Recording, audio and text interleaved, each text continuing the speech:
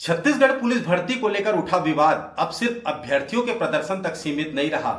3 दिन के भीतर यह मामला सत्ता, प्रशासन और न्यायिक दायरे तीनों तक पहुंच चुका है।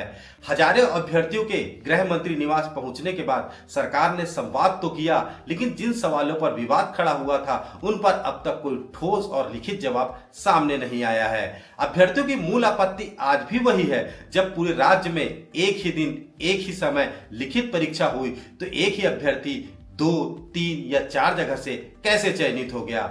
सरकार की ओर से यह कहा गया कि अगर भर्ती प्रक्रिया में गड़बड़ी पाई जाती है तो कार्यवाही होगी, लेकिन अभ्यर्थियों का कहना है कि समस्या अगर की नहीं है साहब, कैसे की है। दरअसल अभ्यर्थी यह जानना चाहते हैं कि आखिर वह तकनीक या प्रक्रियागत फैसला कौन सा था जिसके कारण अलग अलग रेंज में मेरिट सूची बनी और एक ही व्यक्ति कई जगह से चयनित हो गया। जबकि भर्ती के विज्ञापन में कहीं भी यह स्पष्ट नहीं किया गया था कि सभी रेंज की मेरिट सूची अलग अलग बनेगी। वहीं फिजिकल टेस्ट को लेकर कोई विवाद का विषय नहीं है, क्योंकि वह किसी भी रेंज में दिया जा सकता है, लेकिन लिखित परीक्षा तो एक ही होती है। ऐसे में मेरिट सूची भी एक होना स्वाभाविक अपेक्षा है और यहीं से भ्रम और असंतोष की शुरुआत हुई। अभ्यर्थियों का आरोप है कि मेरिट सूची बार बार बदली गई, इससे कट ऑफ प्रभावित हुआ और चयन प्रक्रिया पर भरोसा डगमगाने लगा।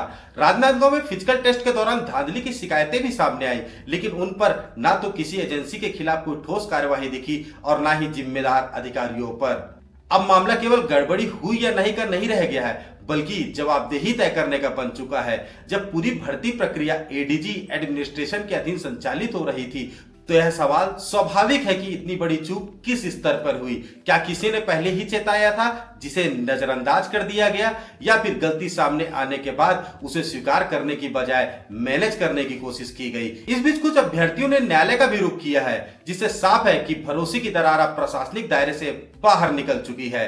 सितंबर 2023 में करीब 6000 पदों के लिए 7 लाख से अधिक युवाओं ने परीक्षा दी थी। अब उन्हीं युवाओं को सिर्फ यह भरोसा दिया जा रहा है कि सब कुछ नियम के मुताबिक चल रहा है, लेकिन सवाल अब भी खड़ा है, अगर सब कुछ नियमों के मुताबिक था तो फिर अभ्यर्थी 4 जगह से कैसे चयनित हो गया। यह रिपोर्ट किसी व्यक्ति संस्था पर आरोप नहीं है, यह सिर्फ एक स्पष्ट मांग है, स्पष्ट पारदर्शिता की और जिम्मेदारी तय करने की। आज की खबर बस इतना ही। इसी तरह की खबरों के लिए बने रहिए हमारे साथ। हमारा पता है जनसंवाद टुडे।